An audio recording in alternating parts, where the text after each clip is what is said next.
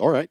I guess you want more. So our next speaker is James Harrison Fisher or Jim from Pusher, who's going to teach us one of my favorite subjects is counting. So let's learn how to count at scale. All right, hello. So, as we said, yep, my name is Jim Fisher. I forgot to put that on this slide. I work at a company called Pusher. I also forgot to put that on this slide. And I'm going to be talking to you today about how to count at scale. And this is basically a description of how we implemented a particular feature at Pusher.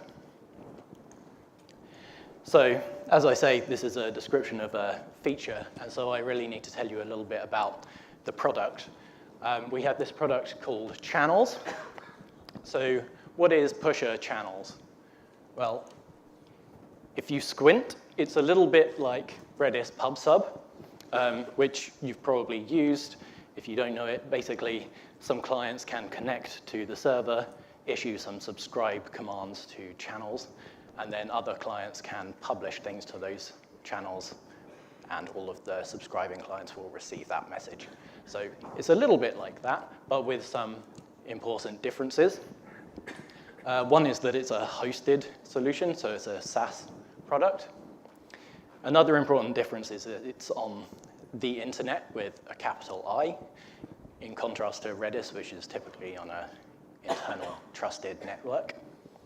And perhaps the most important difference is that it has typically millions of concurrent clients, in contrast to Redis, which I think the default maximum is 10,000 clients. So we're 2 or 3 orders of magnitude larger than that. I should show you briefly what the API looks like for this. This is just an example. This is a web browser which is subscribing, or a web page which is subscribing to a channel called Donuts. And here's another example, which is a PHP web server which is publishing a message to that same channel called Donuts. We call it trigger, but it's publish. And finally, and this one is the feature that I want to talk to you about today. This is an example using our CLI, and it's querying the channel service to ask how many clients are subscribed to this particular channel. So given the channel Donuts, how many are subscribed? And we get back this answer which says 2. Could be a lot higher than that. So how do we implement that last feature, that subscription counting feature? That's what I want to talk about today, because I think the interesting thing is that it seems like a deceptively simple feature, but when you get into it, there are quite a few tricky bits. So I'm going to describe this to you mostly with diagrams of our system, and I've started here with a couple of clients in the bottom right. And those clients connect to our service, this service called Channels, and after they do that, they can start subscribing to specific channels. So for example, this client here has subscribed to a couple of channels, one user Jim, and another one called Donuts. And when they do that, they send that to the channel service saying, hey, I've subscribed to this thing, and then the channel service keeps track of that information so that it can route messages appropriately. And it does so with a map or a hash table, essentially. So you can see in the center here this channel Donuts, which maps to 2 connections. So given this architecture, how do we implement this feature, subscription counting? Well, it's not that hard. You can say, look up the channel, such as Donuts, and see how many connections there are in the list. There are 2, and that's the right answer. So we're done. So that's how you would do it if this were a single process, a kind of monolith, and it's pretty much how Redis PubSub does this as a single process. But as I say, Pusher Channels is working at 2 or 3 orders of magnitude more than that clients. So how do we scale this service, and what effect does that have on this feature? Well, so I'm going to scale this thing essentially by taking what we had before and copying it a couple of times. So now we've horizontally scaled this thing. We have 3 what we call socket processes. And we call those socket processes because they terminate WebSocket connections to these clients here. And each of these processes works independently, keeping track of those subscriptions from its set of clients. Only with this system, what do we do when we get a publish?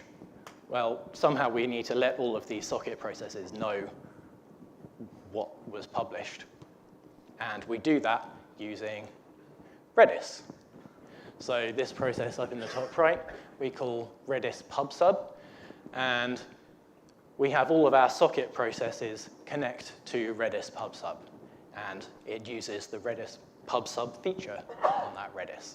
So every time that, or whenever one of these socket processes has at least one subscription to a channel from one of its end users, it will subscribe to that same channel on Redis pub/sub.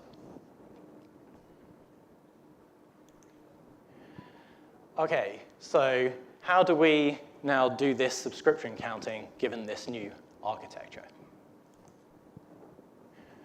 Well, one way to do this would be to use the Redis inbuilt command. So you can type in this thing, pub/sub num sub donuts, and it will give you the answer 3. Only that's the wrong answer, or rather it's not the answer that we wanted, because if you look along the bottom here, we actually have 4 clients, and they are all subscribed to that channel, donuts.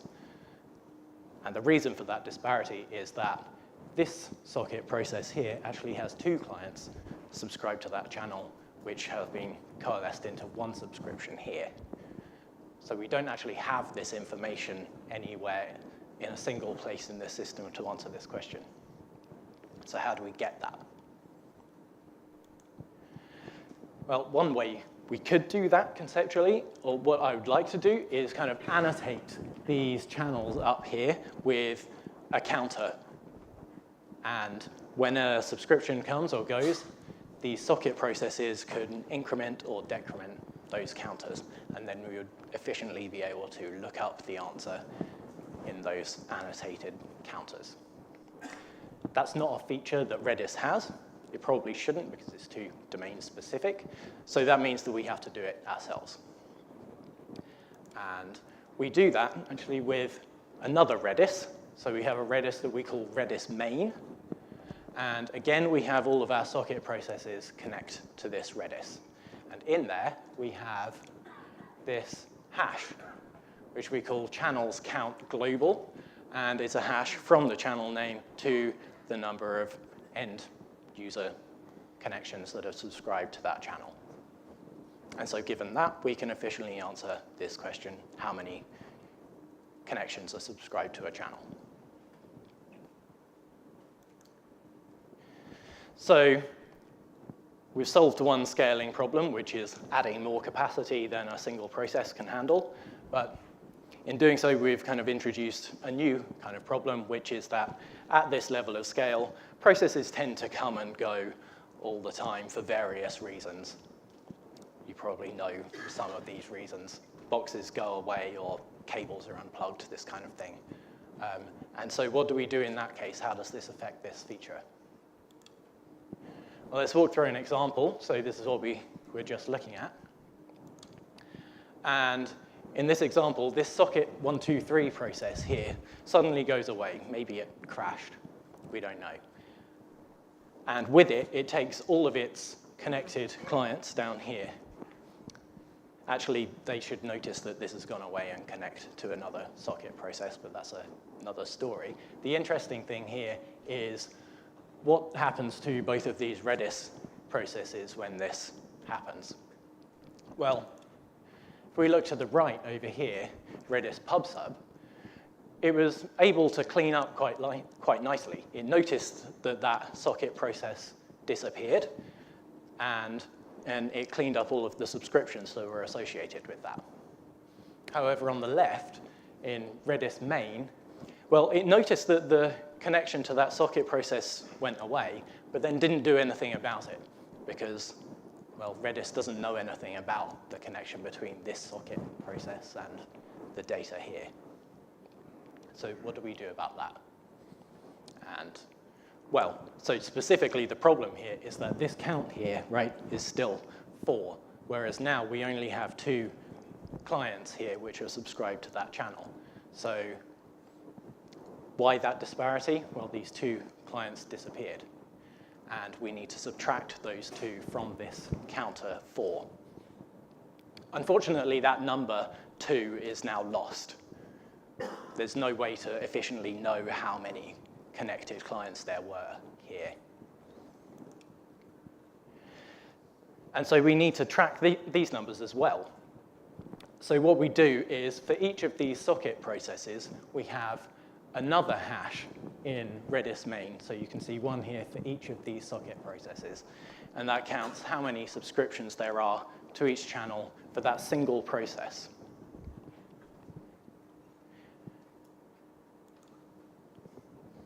So now what we've done by doing that is introduce some data duplication or denormalization.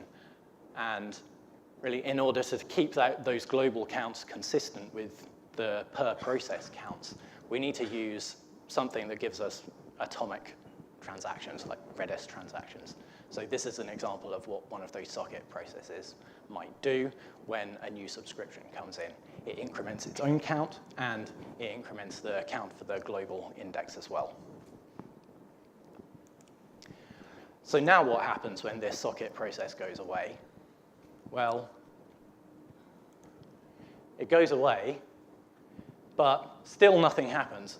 So we now have the data to subtract from our global counts, but nothing's actually noticed that that socket process went away, and nothing is doing any subtraction from that count.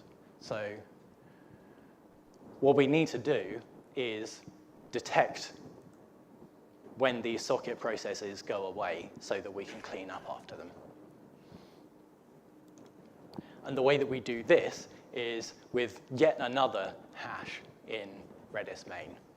So this one on the left-hand side here, which we call socket process all, is basically tracking the last seen time for every socket process. So for example, this socket 123 was last seen at 1735.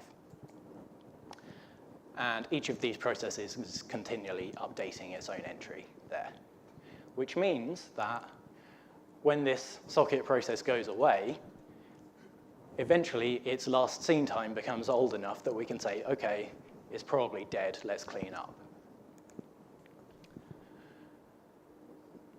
But actually that still doesn't happen.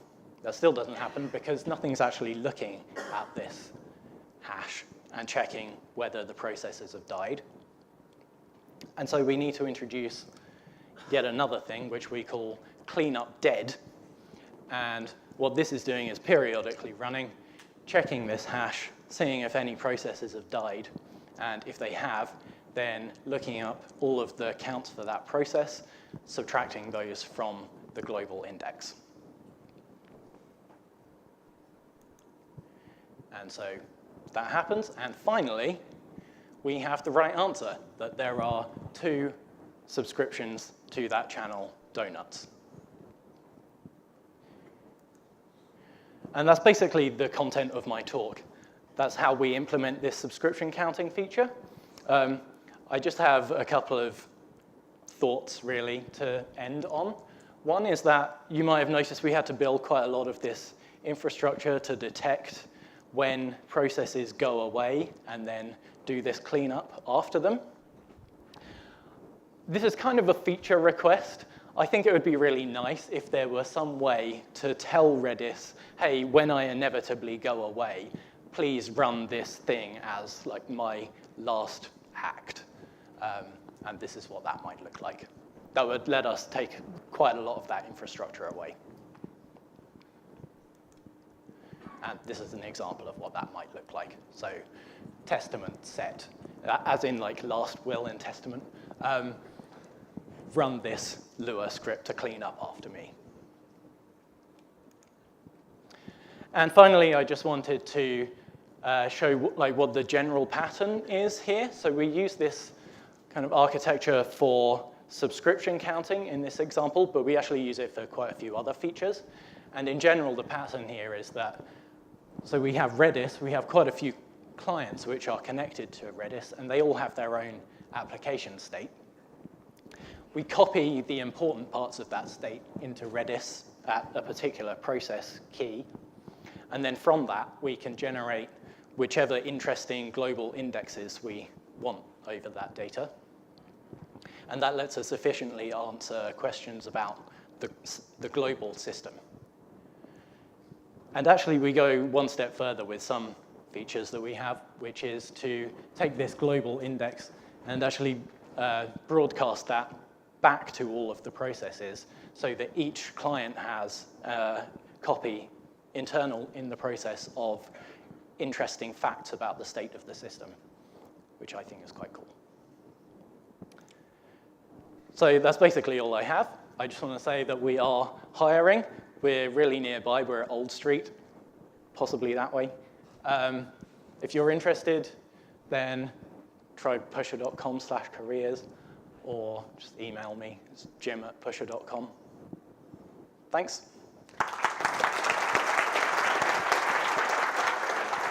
Thank you, Mr. Fisher.